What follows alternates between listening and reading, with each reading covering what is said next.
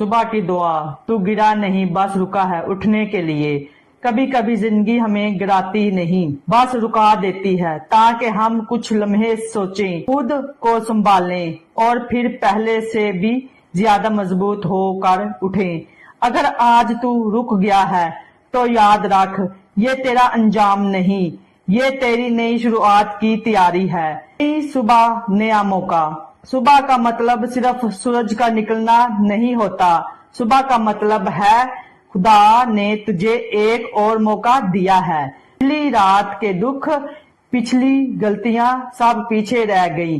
آج ایک نیا دن ہے، نئی امید کے ساتھ۔ دیکھ میں سب کچھ نیا کرتا ہوں۔ کس باپ اس کی 5 آیت مکاشفہ۔ گرنا ناکامی نہیں، تیاری ہے۔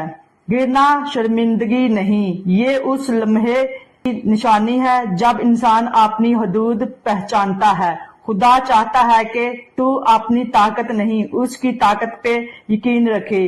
بعض اوقات وہ ہمیں نیچے لاتا ہے تاکہ ہم اس کے قدموں تک آ جائیں، کیونکہ وہ جانتا ہے کہ جب تو کمزور ہوتا ہے تب میں تیری طاقت بنتا ہوں۔ دوسرا کرنتھیوں 12 باپ اس کی 9 آیت۔ ٹھہر جانا خدا کے منصوبے کا حصہ ہے۔ زندگی کا ہر رکنا نقصان نہیں ہوتا، کچھ ٹھہراؤ ایسے ہوتے ہیں جو ہمیں تباہی سے بچا لیتے ہیں۔ شاید خدا چاہتا ہے کہ تو تھوڑا رک کر سوچے تاکہ جب تو اگلی بار اٹھے تو سیدھا منزل کی طرف بڑھے۔ یاد رکھ، جو تجھے روک رہا ہے وہ تجھے روکنے نہیں، تراشنے آیا ہے۔ اٹھنے کا وقت آ گیا، اب وقت ہے کہ تو اپنے ماضی کے بوجھ سے نکلے۔ جو چلا گیا اس کے لیے افسوس نہیں، کیونکہ جو آنے والا ہے وہ تیرے ایمان کے مطابق بڑا ہے۔ خدا نے وعدہ کیا ہے، میں تجھے سر بناؤں گا، دم نہیں۔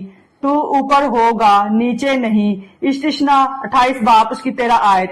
یہ وہ لمحہ ہے جب تو اپنی آنکھیں بند کر کے کہے، خداوند میں پھر سے اٹھنا چاہتا ہوں تیری قوت سے۔ دعا، آئیے اپنی آنکھوں کو بند کر دعا کرتے ہیں۔ اے آسمانی باپ، آج میں تیرے حضور آتا ہوں اپنی کمزوریوں کے ساتھ، اپنے زخموں کے ساتھ۔